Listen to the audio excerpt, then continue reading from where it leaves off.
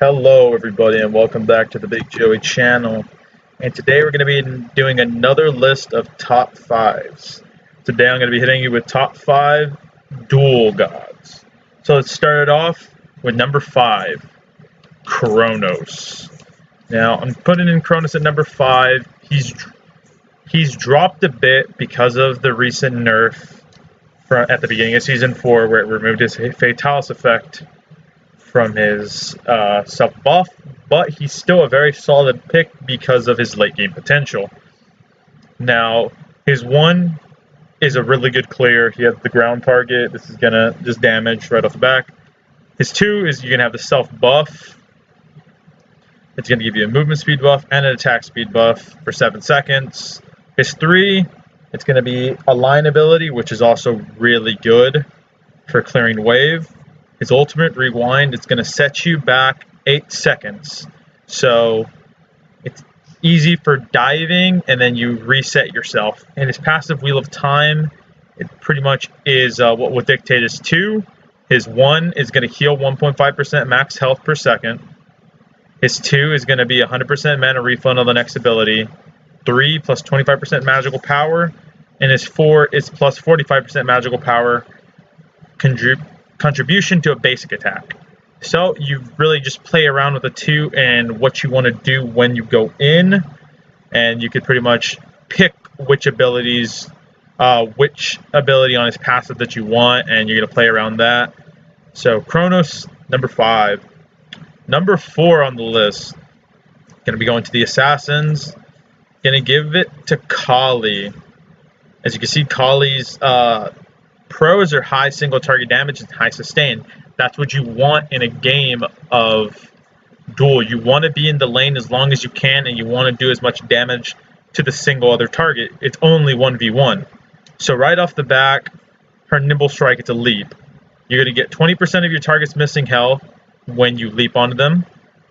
Really good line ability. You're going to be able to poke them out, and it's going to be good for clearing wave. 2, escaping. Her 2, Lash. That's going to be her wave clear. You're going to have this line ability. You're going to throw out some blades.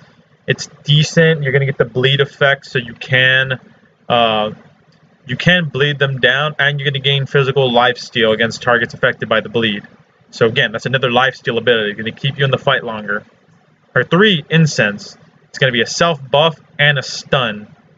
So at full, you're going to get 50 power for 8 seconds and a 1 second stun. Really good for comboing with your 1 jump in, drop that, and then that's going to lead to our ult is another self buff. You're going to become essentially invincible for a certain amount of time. If you kill somebody, you're going to get your health restored.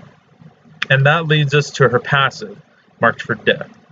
What Kali pretty much does is you're going to get to choose a god, you're going to mark them.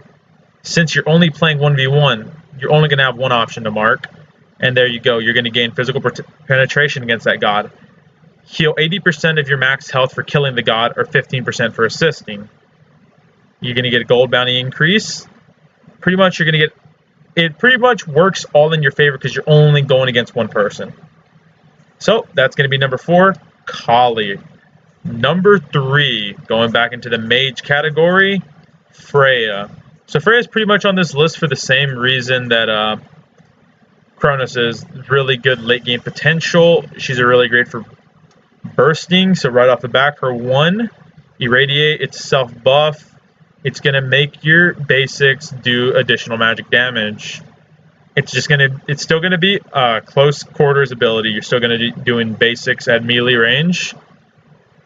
Her 2, Pulse, is going to give you a range to your basic attacks in addition to the magical damage and slowing targets. So you could, if you're at a distance, you could poke out with Pulse. If you're fighting, you could use Irradiate, but you cannot stack. If you activate Pulse and you activate Irradiate, you're going to lose the slow. 3, Banish. It's just going to be simple. You're going to pick them up off the air.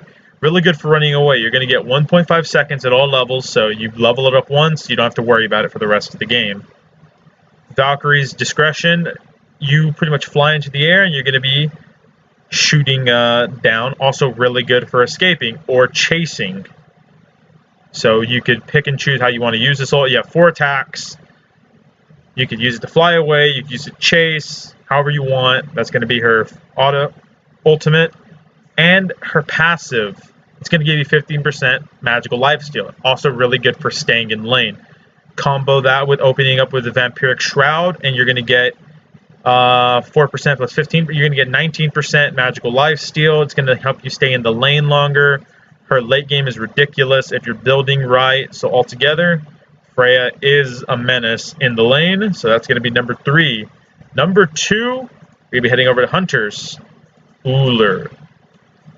Now I put in Ullr at number 2 just because he is a great 1v1 god. He has the double side, so he's a little bit tougher to use, but if you're already playing Duel, you're more experienced, so you should be able to use gods like Ull effectively. So right off the back, you have his first set of abilities, Bladed Arrow. So you're going to use that as your ranged ability. You can poke out enemies. You're just going to shoot an arrow. That's going to be your line attack. Good for clearing waves. Simple as that.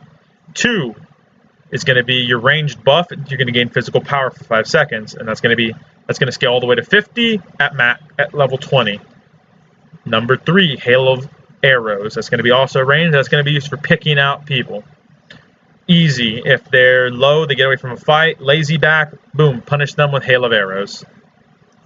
Ullr's ultimate, like other Norse gods, is just a stance change.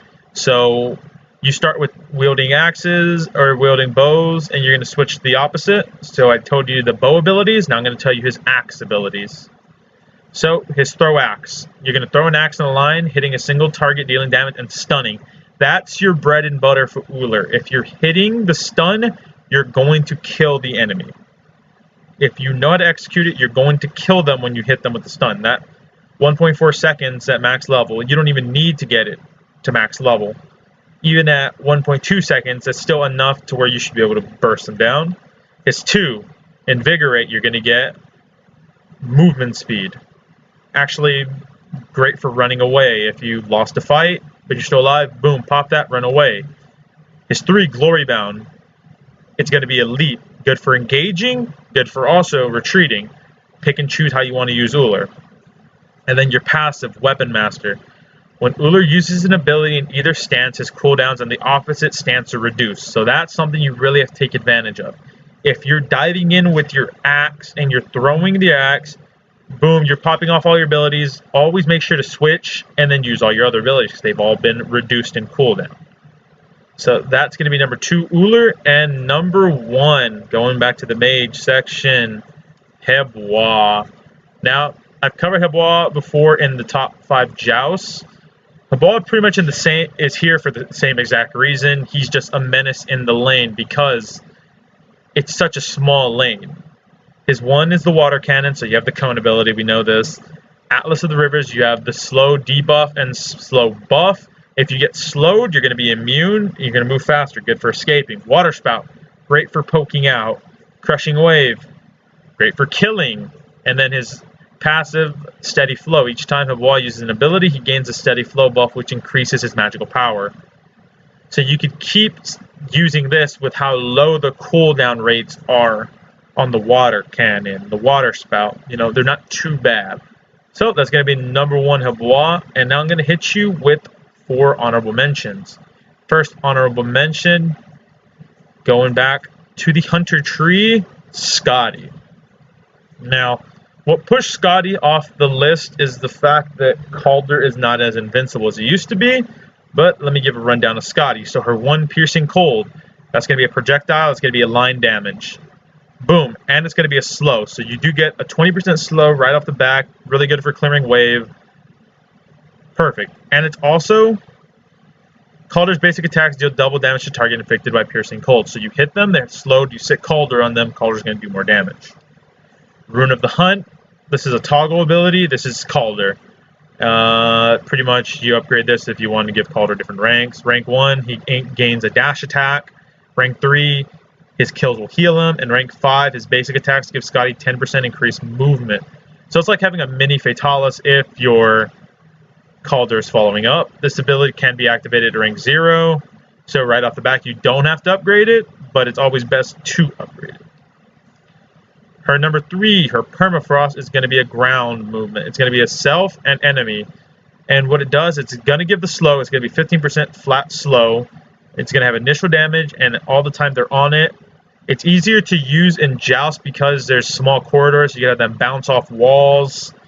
And it also is going to give you movement speed boost when you run across it. You're going to get 40% movement speed while standing on the arena. And it goes for 3 seconds after it fades. So you could also use it to help you run away.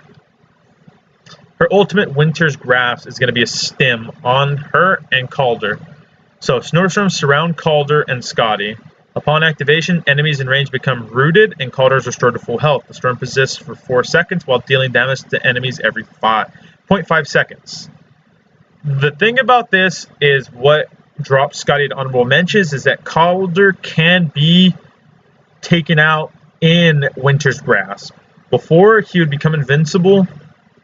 Now you have to really worry about tower damage and other damage, but it still makes it very powerful because he's going to become full health again, and it's really good for chasing. You're going to get the 2-second root at level 20, or when it's maxed out, so at level 20, 1-second root at level 5, which goes really good together with Piercing Cold. You're going to get the 20. You're going to get the slow. She has a lot of CC in her kit to help you take advantage of the fight, and her passive is just Calder the Winter Wolf. And that is just Calder. He has 5 hit points. That means he attacks 5 times. He's done.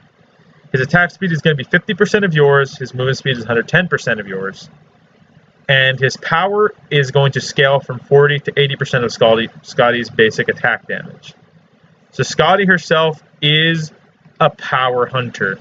Cannot stress that enough. Do not build crit. Do not build really attack speed. If you're going to build attack speed, maybe Kin size at the most. Or actually just get Crusher. Physical penetration items are great on Kali. So that's going to be honorable mention number 1. Honorable mention number 2, Moose and Cobb. Moose and Cobb has also been on my list for top Joust Gods. I just put him in the honorable mentions because the other top 5 could just take over the game better, but he's still a super solid pick. I don't have to really go over him again. He has the Hive. You could pretty much put it wherever you want. Swarm is going to be his line ability. Honey, another line ability. It's also going to give you a 20% slow. Stinger, a line ability. And his passive Bees is you're going to bee people. That's going to be AMC. He's just solid pick in any Joust-related game mode. So Duel, Joust, any game mode of the day that has to do with Joust, AMC, solid pick. Number 3. Going back into familiar territory with Loki. So we have Loki here, and he's on here for the same reason as he was in Joust. He's just really good at picking on the enemy. At first, you're going to be a little weak, but once you get the decoy going and the wave clear going, and if you get even slightly ahead, you could punish your enemy. Be looking to combo your decoy, your vanish, your aim strike with your assassinate. All of those things. And that's going to be Loki. And our 4th honorable mention, we're going back into the hunter tree, Apollo. Apollo, great pick as well. He has so beautiful line damage, Serenade area. Works especially well because you're only going against one person. The moves, use it to engage, use it to escape. His ultimate is not really as useful. You're really going to be using it. Maybe you have to recall. You have your wards on Bull, Demon King. Ult straight to it if nobody's in vicinity, or if he's trying to steal it. Boom, ult to it. Take it from him. So yeah, that's going to be Apollo. And my 5th honorable mention is going to be Bologna.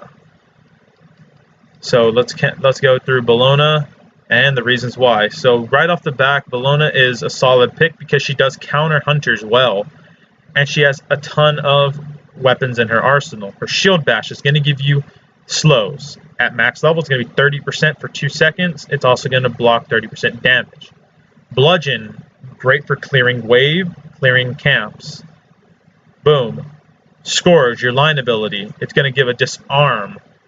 for 2.2 seconds at max level, and you're going to heal on every third auto, so you're going to have sustainability.